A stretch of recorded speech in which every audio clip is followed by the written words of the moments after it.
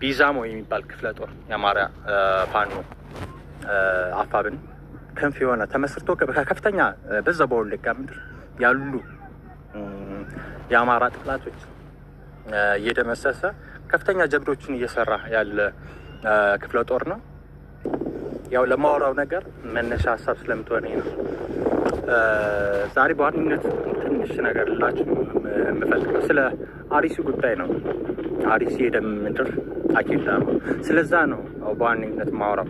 ግን ከላይ ያስቀመጥኳት በፎቶ አንሳ ሰይድ የምትባለው ብላቴና ወላሂ ሁለተኛ አማራ አልሆን እያለች በግፍ የተገደለች 6 ዓመት ብላቴና ናት። ከዓመታት በፊት በወለጋ ምድር 7 ነው 6 የቤተሰብ አባላቶቿን ከጨረሱ በኋላ ያው አማራ ናቸው እያሉ አንተ አማራ አንቺ አማራ እያሉ ሲገሉ ስለነበር ስላየች ወላሂ ሁለተኛ አማራ አልሆንም እያለች ነው በግፍ የገደሏት።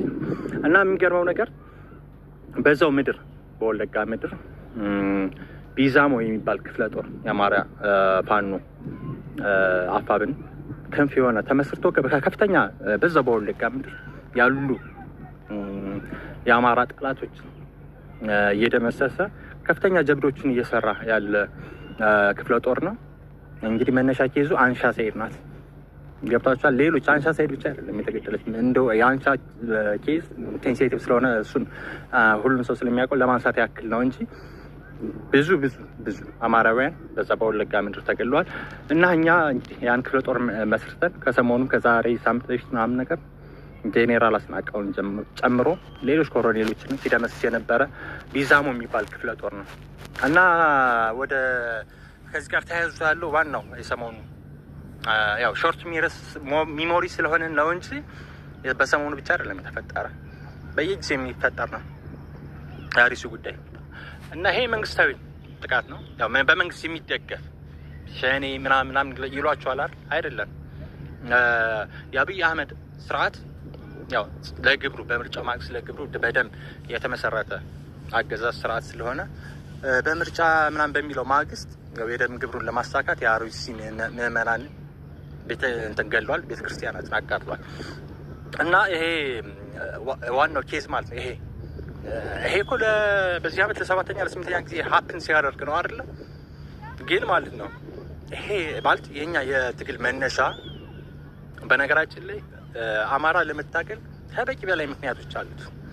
ከበቂ በላይ እኛም የተነሳንበት የትግላችን መነሻ ማንነት ተነካ እምነት ተነካ ብለን ነው። እና እኛ ይሄንን ነገር ስናደርግ ከዚህ ከ4 ዓመት 3 ዓመት በፊት እንደተለመደው በባህር ዳር የተለያዩ ሰልፎች እናደርግ ነበር። ሰው ተፈናቀለ፣ ተገደለ፣ ብዙ ነገሮች በወለጋ በቤኒሻንጉል ጉሙዝ እንዲሁም ደግሞ ቤተ እምነታችን ዙሪያ በኦርቶዶክሳውያን ግፍና በደል ዙሪያ እንደምታውቁት ጥቁር ለብሶ ሰልፍ ሊወጣ ሰልፍ አዘጋጅተን ብዙ ነገር አድርገን መንግስት ተብዬው ራሱ ተንቀጥቅጦ ብዙ ነገር ታስቦ ሃይማኖታችን ለምተነካ ጳጳሳት ለምተገፉ የእምነት ቦታ ልክ እንደ ፖለቲካ እንደ ቤተ መንግስት በክፍፍል ምናምን አይሆንም ብለን ብዙ ታግለን ብዙ ያቀርንበት ሰልፍ ነበረ ካስታውሳችሁ። ያን ሰልፍ ግን ማለት ነው ለቃሉ ይቅርታ እኛ ቀድመን ሞትላችሁ እያልናቸው እነሱ ደግሞ እንግዲህ የቤተ እምነት አባቶች የሃይማኖት አባቶች ናቸው። ነፍሳቸውን ለእግዚአብሔር የሰጡ ዓለምን የናቁ የሚባሉት ናቸው። ቀድመው ሊሞቱልን የሚገባ እኛ ልሞትላቸው እያልን በጎን ተደራድሮ ያው ይሄ ነገር ይሄ በደል ይሄ ግፍ እንዲቀጥል ሆነ እና አሁንም ይሄ ይረሳል። ሰው ለትንሽ ጊዜ ነው እንትን የሚባል አርሲ ይረሳል። ግን እኛ እንረሳውም። እኛ እንዳልኳቸው የወጣንለት ዓላማ እምነት ተነካ ማንነት ተነካ ነው፣ ሌላ ነገር የለም። ስለዚህ እኛ እግዚአብሔር ይመስገን ክብር ለድንግል ማርያም ከበቂ በላይ የሆነ ኃይል አለን። ከበቂ በላይ ይሆናለን። ይህን ስርዓት ይህን አምባገነን ስርዓት ጸረ ኦርቶዶክስ ስርዓት ለመገረሰስ ከበቂ በላይ ኃይል አለን እና እኛ የሚጠበቅብን እያደረገ ነው። ግን ምዕመኑ ስጋህን ለባህርነት ሲሸጥ እሺ ትሶኬ ብለህ ተቀበልክ፣ በባህርነት ለመኖር ላለመታገል ወይም ደግሞ ድምፅ ላለመሆን። ለነፍስስ ቤተ እምነት ሲነካ ድምፅ አትሆንም? እኛ እንዳልኳችሁ የማንም እገዛ ያስፈልገን ነው። ህዝብ ኃይል ነው። ህዝብ ትልቅ ጉልበት ነው። ለእኛ ትልቅ ባክ እንትን ከጀርባ ዘባክ ሆኖ ሳፖርት የሚያደርገን ነው። ህዝብ ሲደግፍ ነው አንድ ትግል ቀናና አሸናፊነት የሚኖረው። ያው የህዝብ ድጋፍ ምንም አጠያይቅ ስለሆነ ግን ለራስ ስትል ለእኛ ድጋፍ ሰው ለራስ ስትል ቢያንስ እንኳን እምነት ኦርቶዶክስ ተነክቶ እንዴት መናገር በምን አይነት የፍርሃት ቆፈን ቢሸብቡህ ነው እንዲህ አይነት ፍርሃት ቤተክርስቲያን ተቃጠለ ዝም እንዴ? ይሄ የጤና አይመስልም። እና ያው እንዳልኳችሁ ነው እኛ ይሄንን ስርዓት ማለት ነው እምነታችንን እንትን ብሎ ገፍቶ እምነታችንን ሊያጠፋ ጫፍ ደርሶ ማንነታችንን አማራነትን ነክቶ ዝም የምንለው ነገር አልነበረም። ገፊ ምክንያቶችንና ዋናው የትግሉ ሩት ኬስ ማለት ለመታገል ዋናው አንገብጋቢ ምክንያታችን እነዚህ ነበሩ። እነዚህን ደግሞ እናጠፋቸዋለን። እነዚህን ኃይሎች እናጠፋቸዋለን። ጥቂት ነው የቀረን።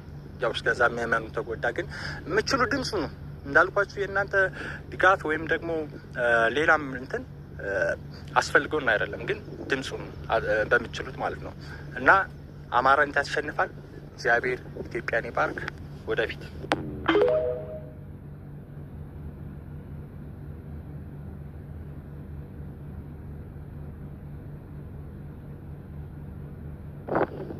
ሰላም አማራውያን እንዴት አላችሁ? ፋኖ አብርሃም አደራጀው ነኝ።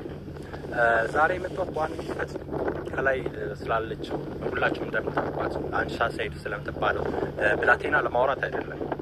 ያው ለማውራው ነገር መነሻ ሀሳብ ስለምትሆነ ነው። ዛሬ በዋነኝነት ትንሽ ነገር ልላችሁ የምፈልገው ስለ አርሲ ጉዳይ ነው። አርሲ የደም ምድር አኪላ ነው።